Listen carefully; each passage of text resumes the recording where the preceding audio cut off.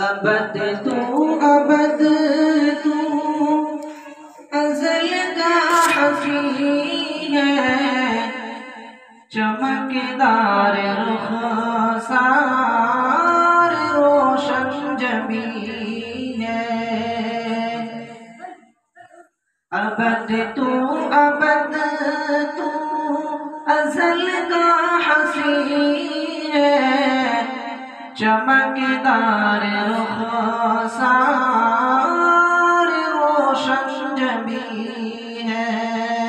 تو احمد مدثر مزمل تو یاسین، تیری شان آقا تو صادق امین ہے، تیری شان آقا تو صادق امین ہے۔ موت ایک پل ہے جس کے ذریعے سے ایک دوست اپنے دوست سے ملتا ہے، ایک حبیب اپنے حبیب سے ملتا ہے، لہذا موت غم کرنے کی چیز نہیں ہے، موت تو یقیناً ایک خوش ہونے کی چیز ہے، ایک دوست سے ملتا ہے۔ لیکن انسان کو تکلیف ہوتی ہے، مرنے کے بعد انسان کو دکھ ہوتا ہے اور اس کو رنج ہوتا ہے، تکلیف ہوتی ہے۔